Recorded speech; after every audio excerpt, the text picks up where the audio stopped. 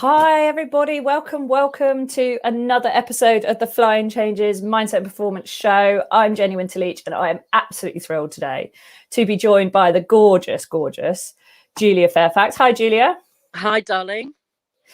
Julia is a wonderful friend of mine.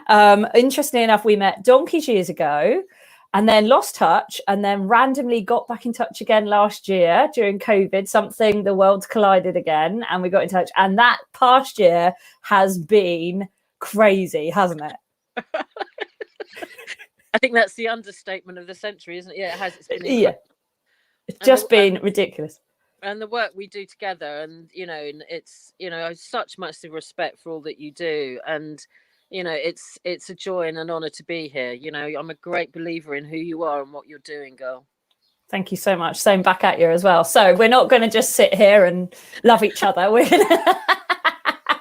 going to be talking today about something that's really important and really, really close to both our hearts, and something that I realized a few years ago when I started realizing what something called trauma was. And that's the topic we're going to talk about today.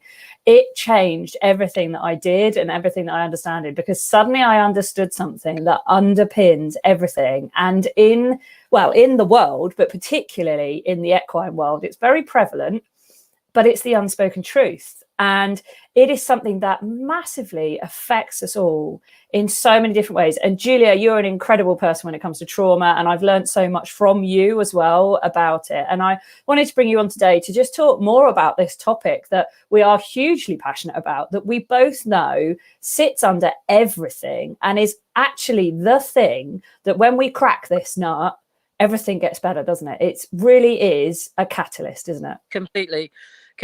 I mean, it's in the 20 years that I've been doing this work, it's just come back to me over and over again as I've developed my own practice, that behind every issue, whether it's personal, professional, rider related, horse related, it's all goes back to trauma. And people, you tend to hit the antidepressants, or they just, we've all been taught to like just suck it up, especially as an equestrian. It's that thing of, I mean, I'm going to share my own story here of, I was incredibly blessed to be trained to the level I was as a rider, and I could never understand people who lost their nerve, because I always felt the most happiest on the back of a horse or in water than I did on land. And I used to just be like, oh, for God's sake, they're pathetic, get a nerve, don't bother riding if you're like that. And of course, it had to happen to me in order for me to understand what it was all about.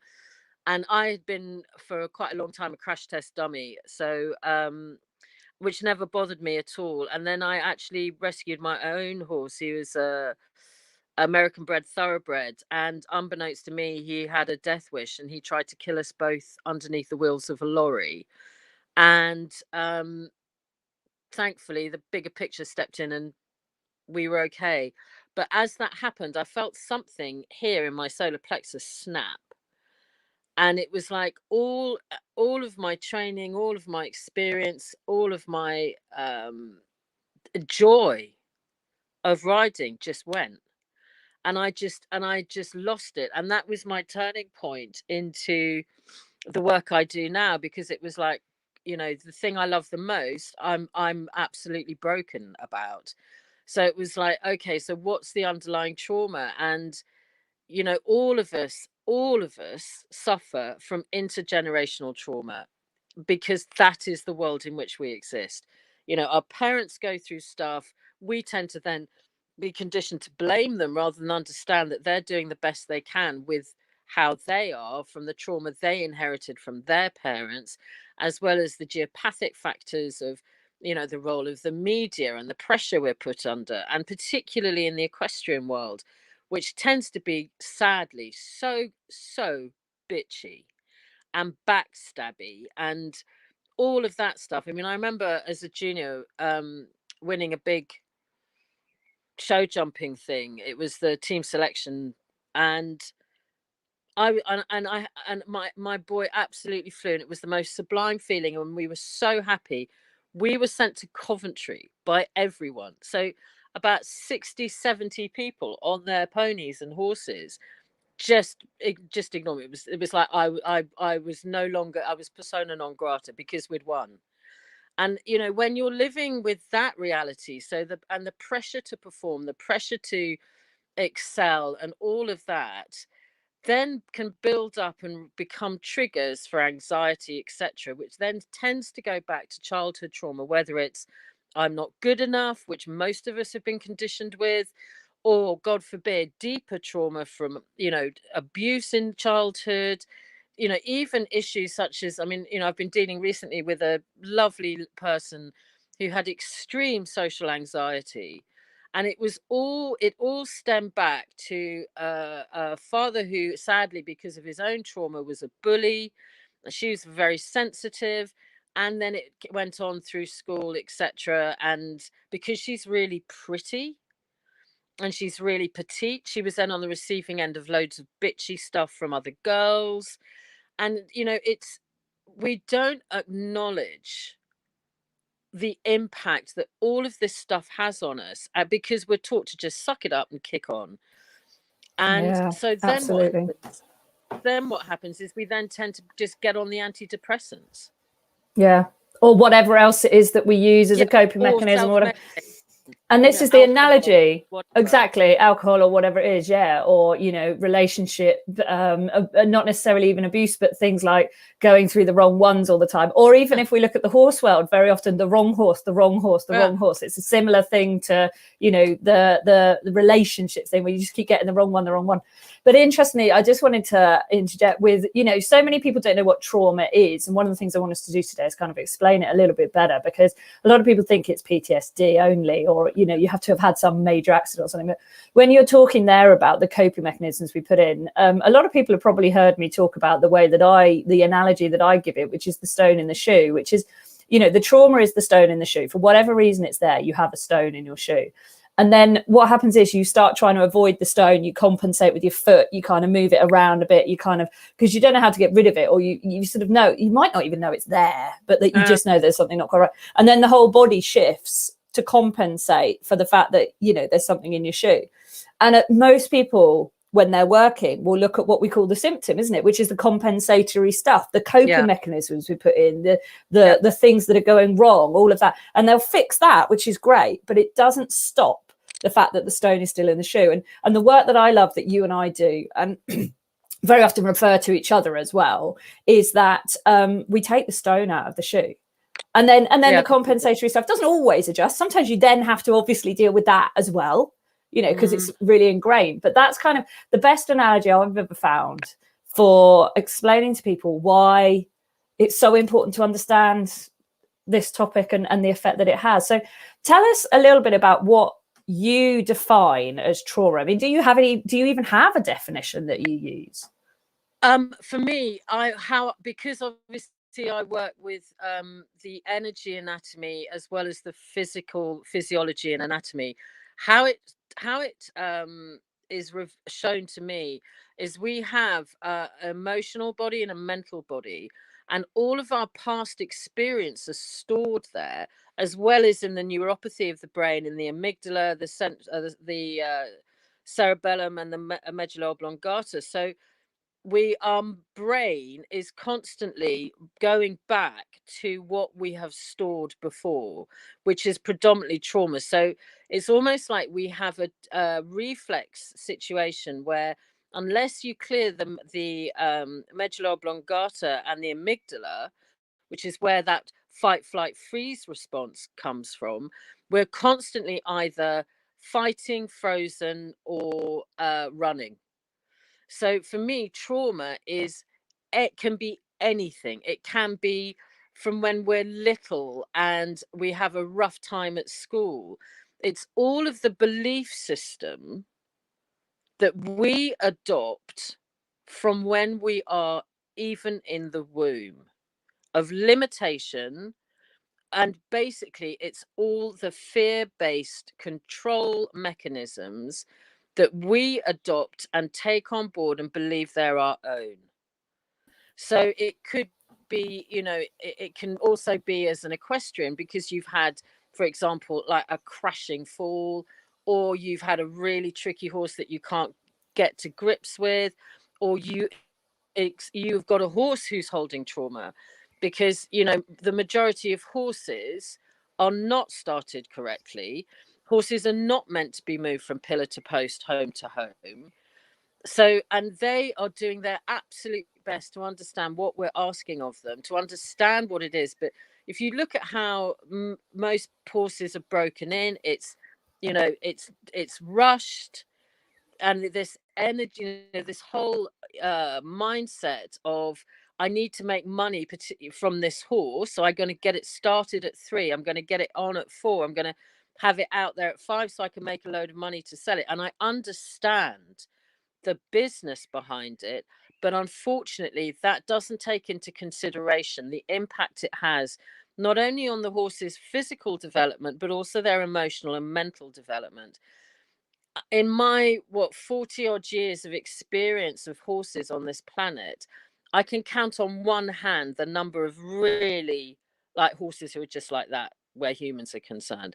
They are always doing their level best to be the most amazing beings they are, and lovers, and God knows why most of the time. But the amount of trauma that in my professional work that I see in horses that is misdiagnosed as behavioral issues or intermittent lameness or moodiness or difficulty, all goes back to the fact that they are carrying old trauma in the same way that we do. Their energy anatomy is exactly the same as ours, and if anything, they are more sensitive and more out there than the average human, because we become so desensitized, we become numb, and we numb ourselves with sugar, caffeine, alcohol, other either self-medicating or medical stuff from the doctors.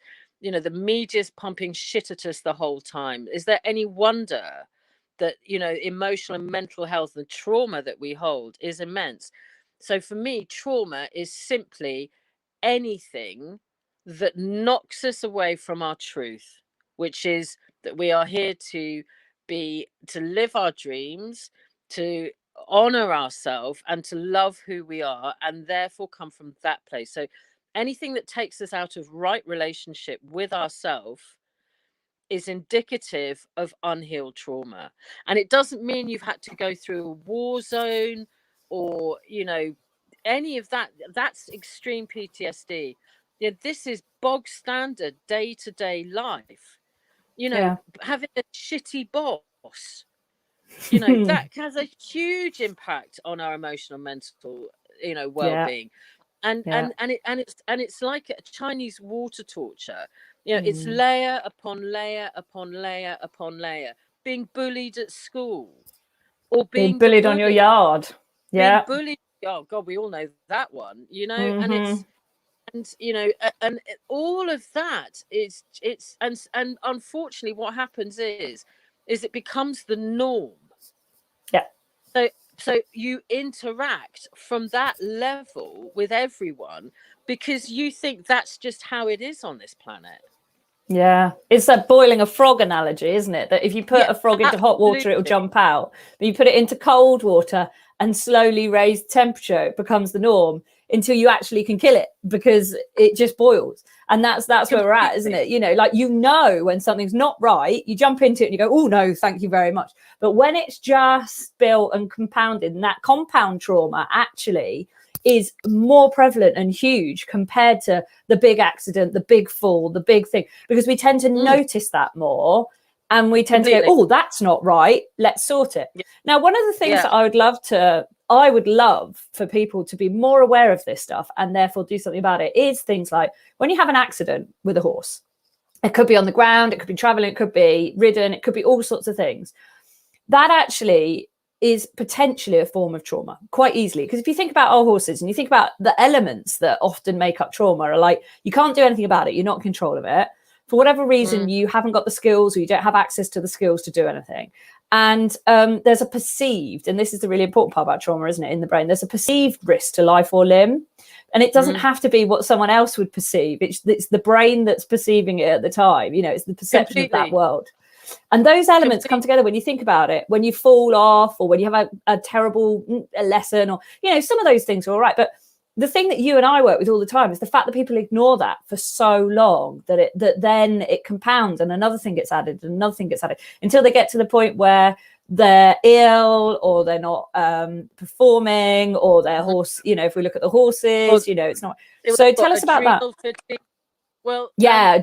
Yeah. You know, and I because I tend to work a lot with what are deemed high flyers, and but you know, people across the board as well. And what I see is that behind every high flyer is a very, very traumatized, insecure little person, because that need to seek it, you know, and I put myself in that bracket, and because that's how I was. And you know, the perfectionist, the critic, the person who's always criticizing themselves and internally, because a big part of this is tied up with your inner dialogue, you know. And it's that thing of, it's not just your diet in terms of what you eat and what you ingest, but also what is the diet of your thoughts and your feelings. It's like, you know, how much of your time do you spend actively internally criticizing yourself? And I mean, I had this because of the training I went through with riding as a junior, where I was incredibly fortunate to train with, you know, Lars and Yogi Breisner and do a season there, and then on to Henry Locke for the dressage. So by the time I was, you know, 15, I was jumping, you know, badminton sized fences, and, you know, riding Grand Prix stallions at Grand Prix level. But the pressure that you are put under, if you are on one of those fast track into senior squad stuff, the pressure you're put under, which is needed, the back lay of that is you never ever appreciate if you're any good at anything, because it's all about critique.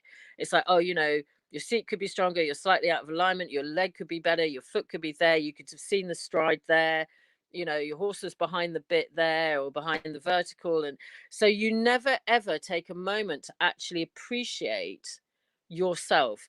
And this doesn't just apply to high performance, it applies across the board. Because at work it's always about, you know, you're not delivering, or you're not delivering as well as you could. At home, oh, there's dust, oh, I haven't done that, you know, that wall needs painting, or and I, you know, I mean, and that it just goes on and on. Then you have the media and the advertising industry basically telling you you're shit, you know, unless you buy this or do this. And then we get into that awful pattern of thinking that something outside of you is going to make this better. And that's where we really start to unravel, because it's all about coming back to self, coming back within, and listening, and beginning to allow yourself to cut yourself some slack in your mind, and then clearing the trauma that we hold in the heart, which is all comes from the mind, because this is what we tend to listen to and get controlled by. And it's the worst controller in the universe. You know, it never gives us any positive impact. It never goes, oh, well done, job well done, you know, you had a nice hack, you didn't come off, your horse was happy. Because we also put all this expectation on our riding of, well, you know, my horse has got to be flexing right, and it's got to be able to work through the shoulder, and it's got to be engaged behind and working through the back. And I had this with my own mare recently. She was she's very well bred, but she'd been through massive trauma in Ireland and terrible, terrible stuff. And it took a very long time to get her to trust me and heal everything she'd gone through, which she has, God bless her. And I was working her in hand the other day, and I suddenly become aware, because I was just like, no, I'm going to step back. I'm not going to put any pressure on her. Just going to see how she works. And I'd suddenly become aware of, like, God, you know, even though I know all this stuff, I'm still putting that pressure on my mare of, well, you know, engage behind and work through, rather than let's just have fun. Because I'm not, you know, competing or doing any of that stuff, but I still want my horse to work properly. And you know, this barrage of pressure, that is a form of trauma, because you reach a level where you never ever actually enjoy being you. You don't enjoy anything you do, because I mean, I remember one time I cut a hedge, but there was a couple of bits that weren't level. And I was like, oh, that's a shit job. And it's like, what the, really? And then I was at a fundraising dinner at Stowe College a few years ago, and I happened to be sitting next to two oncologists who had been in the cancer field for over 20 years each. And we were talking about the role of trauma in chronic illness, unhealed trauma. And I deal a lot with not only with people who want to improve their lives, improve their performance, but also people who are deeply traumatized. And I basically was saying that I felt that in every cancer case, about 85% of all cancer cases were trauma based. And that if you healed the underlying trauma, then the body would recover. And they agreed. And this is the level to the extent that trauma can take us. Because if we end up being really miserable and depressed and no joy, no fun, and overwhelmed by everything, because that's what happens. It builds up and it builds up and it builds up and it builds up until we simply can't cope anymore. And if we then go into that extreme place of, I don't want to be here anymore, then that sends a signal into our body that, okay, it's time to start to die. It's time to start disintegrating. So that's the importance of trauma in our lives. It's incredible, isn't it? To think the effect that it has. And the bit that has fascinated me learning about it is that so much of it isn't perceived as trauma either. It's just perceived as normal. Or I mean, talking about the parental things and the yard. So when we're grown up, we might not be around our parents as much or our family as much, but our families become our yards and become the riders around us and people we spend our time with. And as horse riders, because we spend so much time riding and around our horses, they tend to become like our family, don't they? Yeah. And that actually the abuse, it's not seen as abuse. It's just someone who just has a little bit of a comment, or someone all of this stuff is it's probably often not even deliberate or not even meant to be nasty or anything like that. But what it does is it taps into that little bit of us that is wounded. Is the insecure. We all have our insecurities. That's part of what makes us us and makes us vulnerable and raw and beautiful. And I mean, if you think about, most livery yards in the country, how many functional livery yards do you know? How many yards? This is why I'm setting up what I am, isn't it? Yeah, well, this is it. I mean, I'm incredibly blessed to now be in the first yard I've ever found where people are seriously proper. Yeah. And everyone, helps each other out, and there's no bullshit whatsoever. And as a result, all the horses are so happy. Yep. And they're so chilled and they're thriving because that, they pick up on all of this, and it's I don't know what it is. And I've never been able to work out what is it about the horse world that draws in so much of this.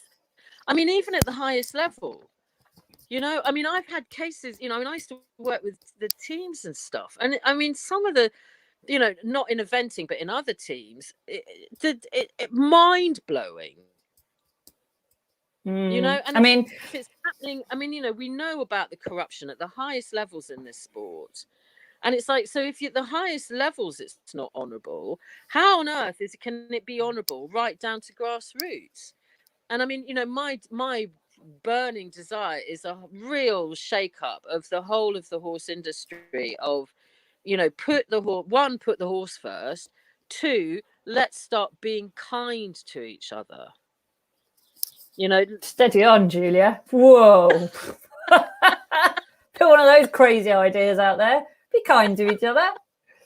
Yeah, exactly. I think it's really interesting, though, isn't it? Coming back to your point when you started, which was like, just get on with it, man up, and what have you. This idea of be kind, it's hashtag be kind is, banded around all over the place. But do people actually really know what that means, and also No, of course is it it actually does. seen as weakness, being genuine, Yeah. being kind, being nice to people? Is that I mean, this is the thing, is that, I understand if you are, competing at 3-4 star. I mean, I use my own background because of eventing. So, the equivalent of, whatever it, working PSG Grand Prix, or even advanced medium, and or you're, show jumping at, 140 plus, you've got to have that discipline, and you've got to have trainers who will go, well, that was shit, yeah, because that's a whole other ball game. But yeah, if your joy is simply pleasure riding, you're doing the odd prelim, having a poodle, then what the hell? Why? What gives someone the right to turn around and go, well, that was shit?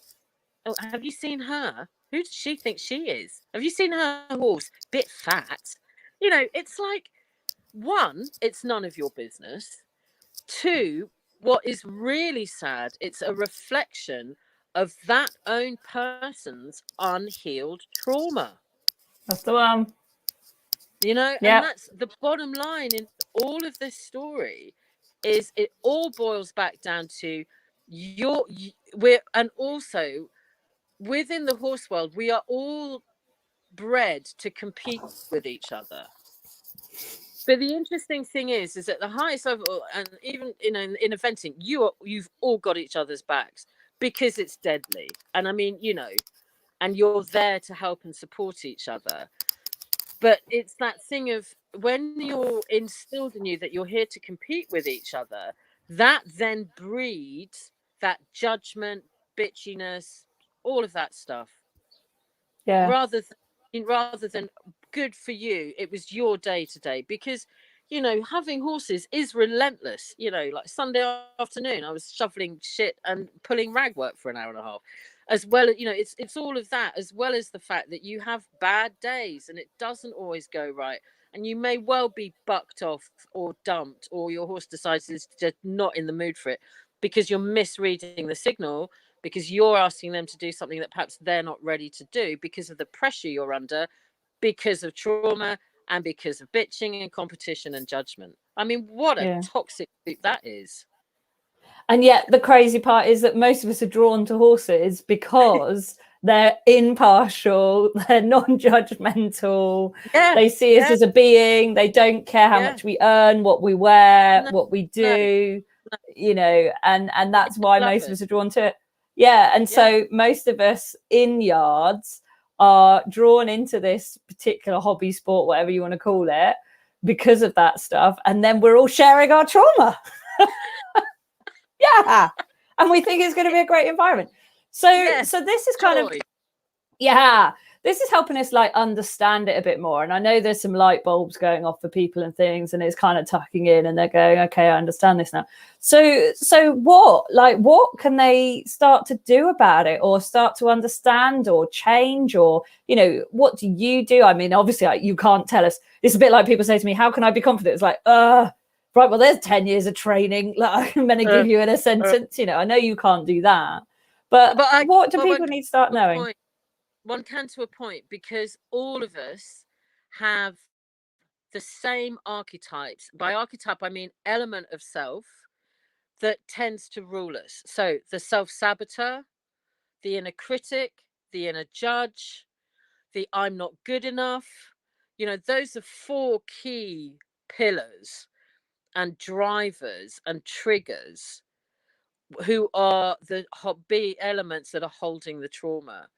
So obviously, if you're really suffering, get help. There are quite a few of us out there doing really, really good work. Obviously, you're one, I'm another, and there are a number of others. But on a simple, practical level that you can begin to practice now, is take a moment to just become aware of your inner dialogue. Who are you listening to? Are you listening to the critic who just goes, well, that's shit? Are you listening to the judge going, you know, could do better? And that doesn't just apply in riding, it applies in everything. You know, in our intimate relationships, invariably, the reason most relationships break down, unless we've just simply picked the wrong guy or woman or whatever, is because we're both holding trauma. You and your partner, your husband, boyfriend, are holding trauma. And unless you are able, and it doesn't matter how much love you have for each other, if this is your ruling influence, it will impact your relationship. Same with family, same with friends. So we end up like bleeding on each other energetically, emotionally, and mentally. So the first step you can take, and everyone can do this, is just begin to become aware of who is controlling you. Is it your need to have approval? Well, that's never going to happen. And it's about then learning to approve of yourself. So it's coming back to the heart, to the love that we all have. Even if the only thing you love is your horse or your dog or your cat, every one of us has something that we love. So begin to connect with that and then look at, am I treating myself from a place of love and compassion, forgiveness, understanding, and respect? Am I my own best friend or am I my own worst enemy? And then, okay, what can I do to change? And then it's that thing of, come in here, begin to listen to who is controlling you. One of the things I see in with the horses is that even when we're riding, now bearing in mind horses are here present in this moment, how many of us are there with them in that? We tend to either be having shopping lists, thinking about what we've got to do next, or beating ourselves up because we're not riding as well as we could, or that we think we're not good enough, or that, you know, am I really right for my horse? Is my horse happy? And all of this stuff, particularly as women. Men, don't get me wrong, men have the same stuff too. I work with men as well as women. But with women, we are expected to juggle so many balls simultaneously, far more than the average man. So not only is that the whole inner dialogue, but also the stress of having to keep so many balls in the air simultaneously, as well as put up with toxic internecine warfare in your livery yard. You know, I mean, it's like there's no win there. Yeah, 100%. And that really hit into something. So I've just finished running a confidence camp. And one of the things that I was saying, there's 3 rules on the camp. And one of them is you are allowed to celebrate your success. Because one of the things that I've noticed in riders is that we don't want to go, yes, I'm really proud of that. That's great. Because we either think someone else is going to tall poppy syndrome us and cut us down if we're, you know, seen to be happy or good. Or we think that they're going to belittle us because they're going, well, we don't care. You're only doing that and we're doing this or whatever. Or they're jealous of us because they're below us, but I don't mean below us, but they want to be able to do what we can do and they don't want to celebrating it. And we had this really interesting discussion about me saying, look, celebrate your success. Don't be a dick about it. Like, don't go around someone who's just had a really shit lesson or a really something terrible and go, I had a great time, you know, because that's perhaps not the best way of doing it. But no, like, exactly. But there was a great conversation that we had, which was exactly what you've been talking about there, which is our inner judge, our inner critic, and our inner imposter that stops us celebrating our success. And we don't have to run around the place with our knickers in the air saying, I'm really pleased about something, or post it all over Facebook. But we can if we want to. That's up to us. But actually, the people that we think are judging us or won't like it or whatever, actually, they probably would join in with celebrating our success, provided they haven't got too much of their own stuff going on. And it's our inner critic, judge, and imposter that's probably saying to us they won't like it. I bet you most of us want to celebrate success with someone and go, well, that's brilliant. Oh, that's fantastic. You know, we might think I wish I could have, but most people won't actually do that. No. It comes from inside. Something as simple as actually getting on your horse and just walking around the arena for 10 minutes. You know, it's not because you've just jumped to, you know, whatever, or you've done a, you know, stunning half pass or whatever. It could be something as simple as I actually got on my horse and I was able to walk around for 10 minutes and relax and enjoy it. Yeah. You know, 100%. it's, you know, it's, and you're absolutely right. I know this only too well that, you know, because we are governed by our inner world and our inner language and our inner self, that oftentimes we think someone's like giving us a dodgy look, whereas they're not at all, because we're so locked in our own inner stuff. And it's and in actual fact, you know, the vast majority of people want to be friendly, want to be good, you know, want to get on with each other, want to have a lovely time. And it's just these triggers and drivers that get in the way of real heart connection. Mm. I mean, it's like where I'm now is, I mean, I had time to work my girl this morning and just bring her back because she's fat. And you know, and we just, all I was doing was working her in hand in the arena, just starting to get her going again and just walking hand. Now, bearing in mind, this mare was in the past, if you lunged her, she would lose the plot, go into a gallop and basically try to kill herself. And she was just walking out beautifully, looking around, having a lovely time. And we just, because when you're just coming back in, it just did 4 circuits on each rein, just with a lunge cavesson, nothing else at all. And it's a big outdoor show jumping arena. And wonderful Chloe, who is the yard manager, and I just brought her back in, and she just said, "Oh, I saw you out of the window." She said she looks so happy.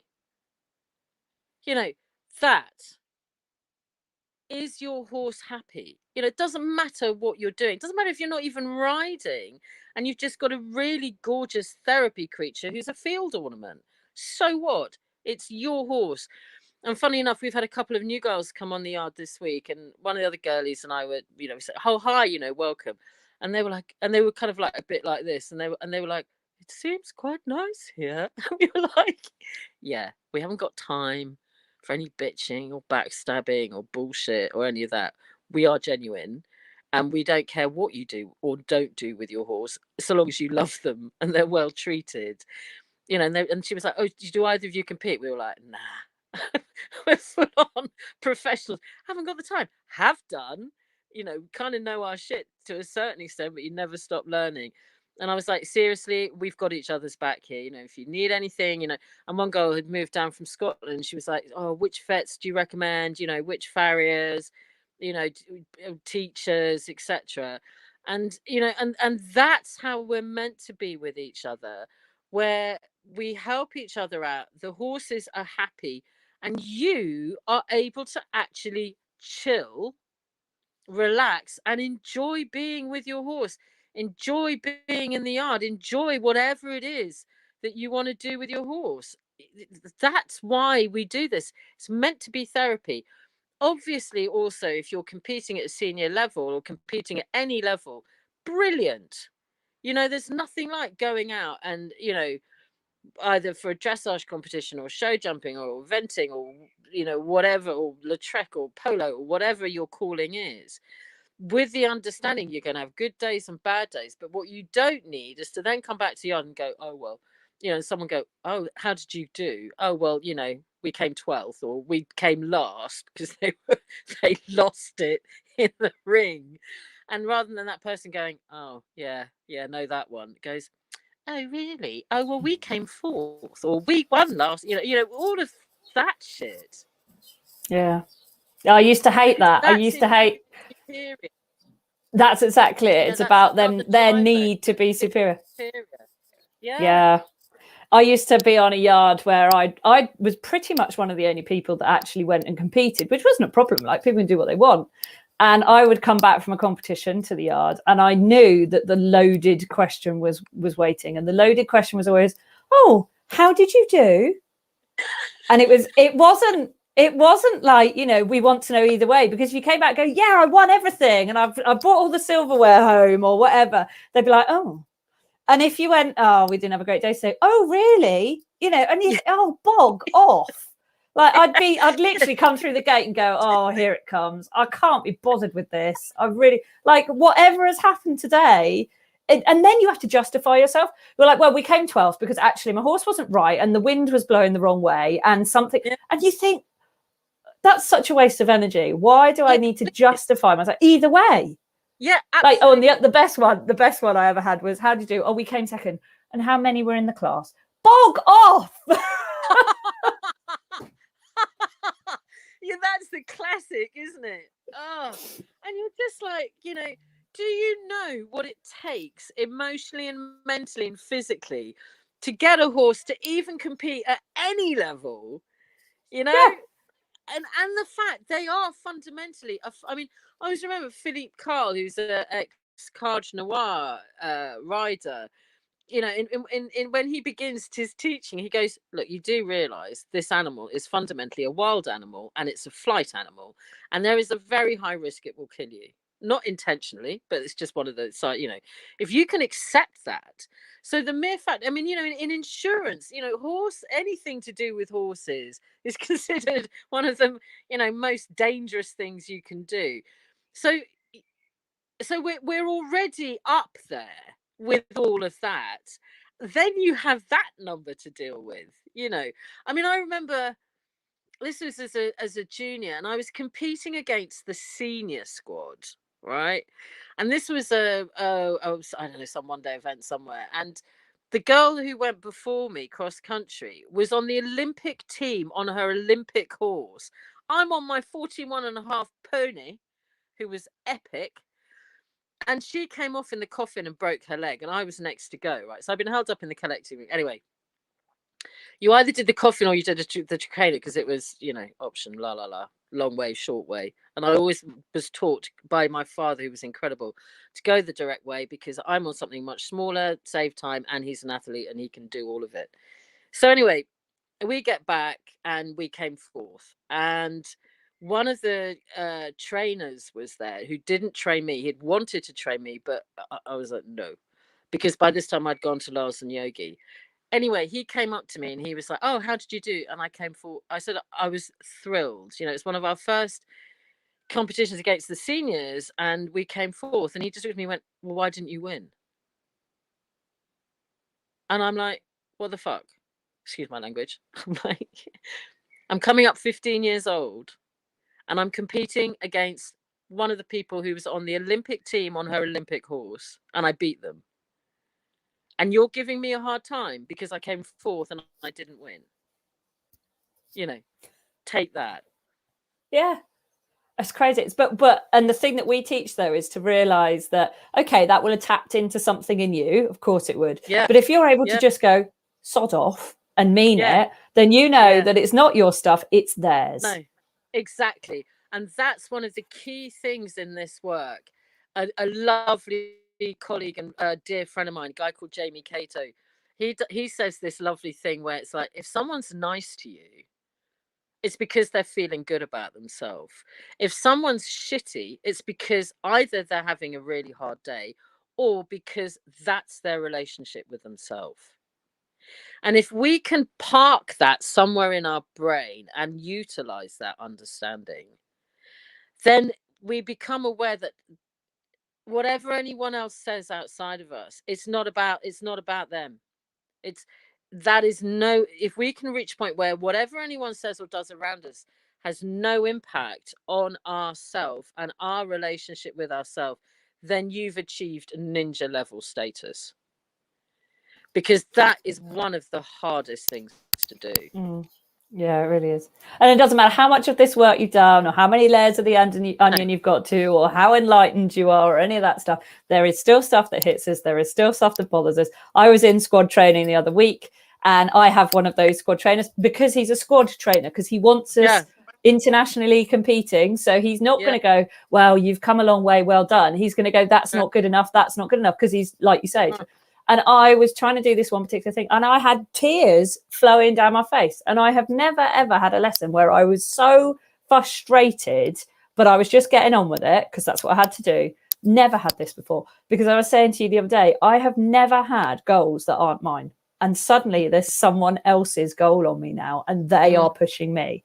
And it doesn't matter how much stuff you have been through and you have worked on yourself. There are still going to be people and things that trigger bits in you, and that's okay. You know, I didn't beat myself up. I didn't say I wasn't good enough. I did for that moment. I was definitely doing it in the moment. But afterwards, you kind of go, I need to see it from their perspective, or I need to see this thing, or I need to know what this is about in me, or what is it? And then you can become okay with it. It doesn't mean we're going to go, neither us two go through life going, no, everything's lovely and wonderful, and I never have any problem, and I never upset anyone else, and they never upset me, and la. And I do think sometimes people come to work with us, and honestly, they think that they're going to go away fixed and never have a problem again, and life's going to be beautiful, and everything's going to be wonderful. And oh my God, no, sorry guys, sorry. It doesn't work. It gets like better. that. I mean, of course it does. I've been, you know, I've been doing this for over 20 years now.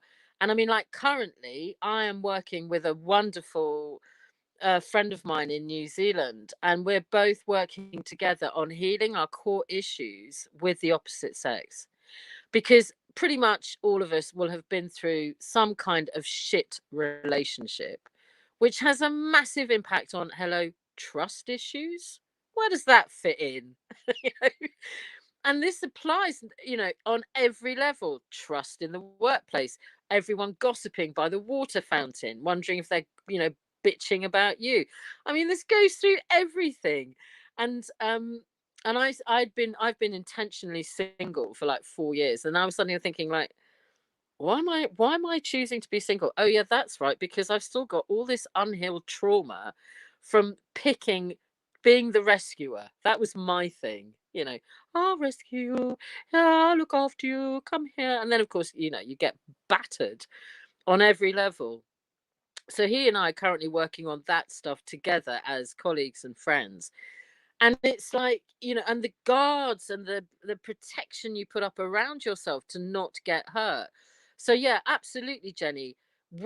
Because, you know, I can only speak for myself here, I've chosen to fall into just about every single hole there is in life, and have learned and been trained on so many levels to help people address core trauma and transform it. But again, back to what you just said, we're always peeling away the layers. Yes, without doubt, life gets better because your relationship with yourself changes fundamentally. And I'm in a place now with myself that I never dreamed possible, where I'm no longer critiquing myself every time I ride her. Well, that wasn't fucking good. You know, she wasn't working properly through the shoulder, and my core is weak, or whatever story I choose to give myself. Instead, I'm going, yeah, you know what? We're both happy. We were chilled. We were relaxed. She was taking up the contact. Professionally, personally, you know, it's I'm getting there. But again, and also it's what's I feel really important is not seeing it as a mountain that you've got to climb, but instead just sitting with yourself and just going, oh, you know, hand over heart, oh, it's okay. You know, we're all works in progress here. We're all of us are in recovery from massive shit. And it's time that we began to honor ourselves and each other and go, I recognize this in you and in myself. Let's work together. Let's make it better. Rather than, well, you're a bit of a head case, aren't you? Oh, am I a head case? It's always the blame and the judgment, isn't it? It's so much easier to blame or judge someone else than take responsibility, because this again is about personal responsibility and accountability. Yeah, 100%. And it's a lot of retraining. You know, this isn't like, oh, here's a magic wand and you're fixed overnight. I wish. Be lovely. I always tell people my magic wand's broken. Sorry, it's being fixed at the moment. Sorry. But yeah, and I think, you know, that's definitely the lesson that I've had, is that things get better and you're able to cut yourself slack and you're able to see things and you don't get as emotionally involved and the world doesn't end as often and all of that stuff. And, you know, you don't have these massive peaks and troughs that you used to get. Yeah. Things are just a little bit, because you regulate. I think that's probably the best word for it. You can regulate yourself. Completely. And it doesn't mean that things don't happen, because they're going to. No. But it's also that thing of coming back to self, you're centering. Yeah. I hate the word mindful, because to me that implies that your mind's just full of stuff. Yeah. But to me, it's about being centered. You know, Yeah. where's your inner peace? Where's your inner calm? Where's your inner acceptance? Where's your ability to not take yourself quite so seriously? Yep. You know, which is another, particularly if, like me, you know, you've got I'm a recovering perfectionist, and then, you know, we've all got the drama queen, no matter how big or small she may be, you know. And it's, you know, and it's and it the I mean, my darling cousin, who's a sniper in the army, he always used to say to me years ago, be like, Jules, no dramas. Because when they're trained at that level, you can't have any drama, you know. No, you really So can't. Yeah, it's, but they're trained. no, you, That's the difference, isn't it? You know. yes, exactly. They are trained to, you know, that, and that's what we have to do for ourselves. Other tools that I feel are hugely important are meditation. Yep. And no one is taught this shit. No one's taught to meditate. And then you think, oh, does that mean I've got to sit cross-legged for like half an hour or whatever? And it's like, you know, or yeah, exactly. And it's like, no, just become aware of your breath. Yep. Because a lot of trauma is tied up in our breath. So we don't even breathe properly. So then, because we're breathing from our chest and we've got the tension in our shoulders and our neck and our, you know, TMJ, and then down the back, and then we're, you know, invariably, you know, most, you know, we've all known that story of being worried about money, being worried about bills, particularly if you've got horses, you know, burn £50 notes on a daily basis, you know, it's the most expensive addiction going. So, Yep. you know, and it's like, you know, coming back, and, you know, and again, this, I have to refer to the bigger picture. We are not alone here. There is a much bigger picture. It is about connecting back into our truth, connecting back into ourselves. And then no matter what you have to deal with, you know, it doesn't mean to say you're not going to deal with, you know, parents getting old and dying, family dying, you know, shit happens.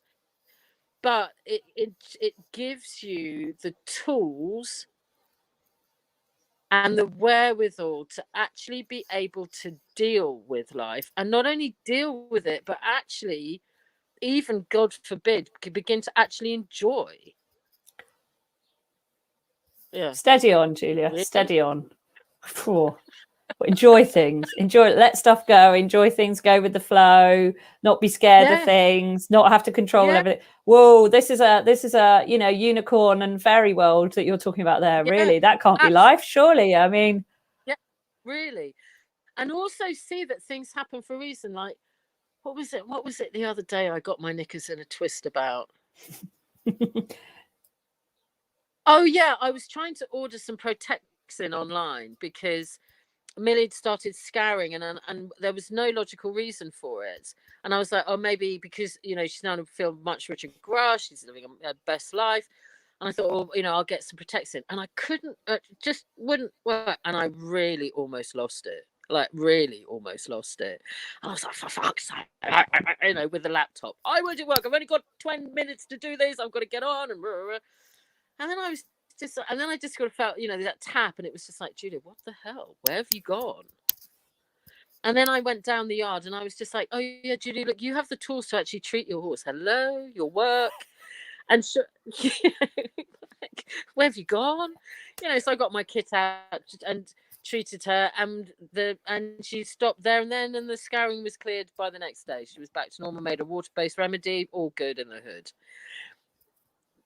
We're all works in progress.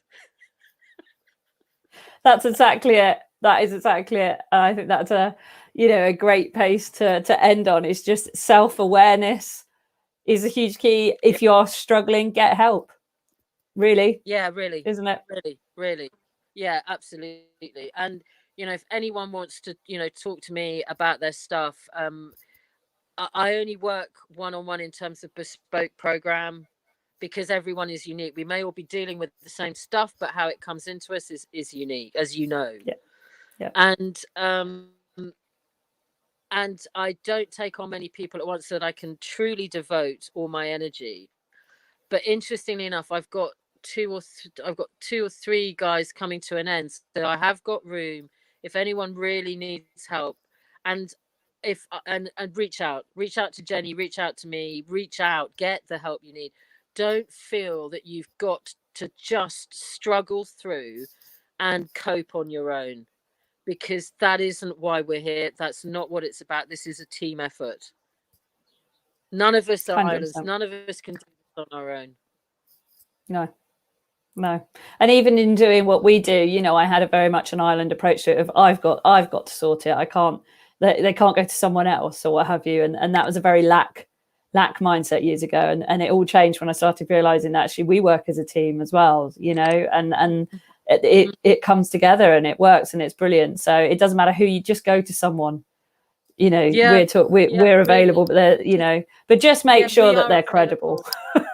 Yeah, absolutely. Make sure that they are proper and they're real, and trust your intuition, trust your gut feeling, because we tend to deny our gut feeling, and that's our truth, our inner truth going, don't go there, or do go there. But if you have the slightest concern, like, oh, I'm not sure about that person, particularly when it comes to this kind of work, where you need to be so safe and so protected and so honored, and not have someone who projects or transfers their shit onto you. You know, you really, and you know, and we know other really good people too, because quite often we're not the right person for whomever it may be, and if we're not, we will know someone who is. That's 100%. And I think it's really important that it is someone that does openly work on their stuff and they're humble, because we are all got our own stuff that we're working on, and we're not rescuers. I think that's a really important thing. We're not here to, I can't rescue everyone. I haven't got enough energy or time in the day. You're the same. You can't rescue people now. It's about finding people to find their own way, and we support you, but we can't do it for you. So you've got to do it yourself. You've got to do it yourself. You've got to be in the place to do that. But just we'll give you the tools and the knowledge and the wherewithal in order to get stuck in and come out a very different person. But yeah, absolutely, rescuers, no, don't do rescue. No, and you can feel the energy of they're exhausting. They're just exhausting to be around. You just think, really chill, just chill. Someone feel if you kind of, if you're looking at someone and you think, you know, I think they're all right in their own skin, they kind of seem like they've got their stuff sorted a little bit, then they're probably a good person to go to. Completely. And if they're willing to own their stuff, you know, this again is back to, you know, we've all known those people who go, oh no, I'm amazing and I'm completely sorted, and come to me and I'll wave my magic wand and you will be, you know, and it's just like, run. If you come across one of those, run in the opposite direction as far as you can go. You know, it's like, but without doubt, you and I are really good at our jobs. Because we know what it's like not to be. We know what it's like to be in that place. And we know how really awful it is to feel shit about yourself. It's horrible. Been there, tried that one, learned that lesson. Yeah, big time. And, you know, and we can still put ourselves there. But the thing is that we don't stay there. No. That's the difference.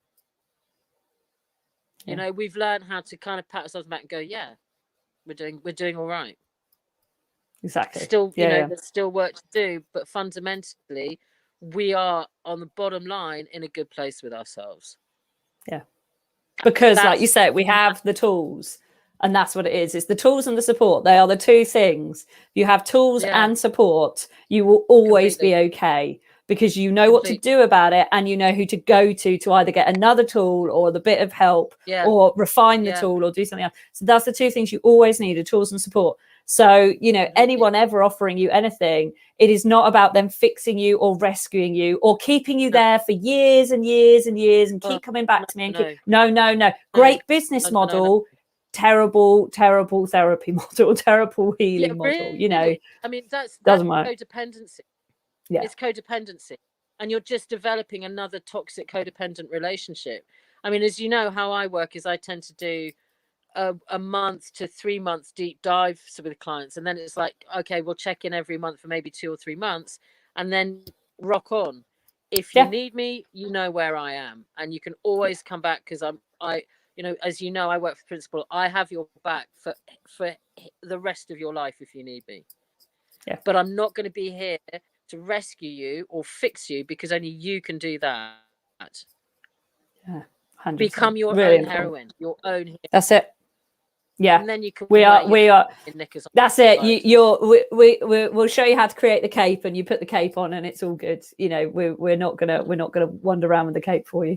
Cool. Well, thank you so much, Julia. We've managed to hit an hour. There's me thinking we've I don't know why I thought we wouldn't get to an hour. I thought we might finish a bit earlier today, but that's all good. It's fab. It's amazing. So obviously people can contact you on social media, Facebook, anything like that, or through me if they want to. I can give your number out. Yeah, do by all means give out my number and my email. And yeah, they can contact me through Facebook or Instagram. I'm in WhatsApp as well. I don't have a website because I just work by word of mouth, and you know, that's how it goes. But I'll be delighted if anyone needs help, reach out. I'm here. And so is Jenny. 100%. Yeah. And I will happily, if you reach out, I'll happily pass your details on. So thank you so much, everyone, for listening in. And we will hear and see from you all again in a week. And thank you. Take care. Bye-bye. Bye. Bye, bye, bye. Bye, love.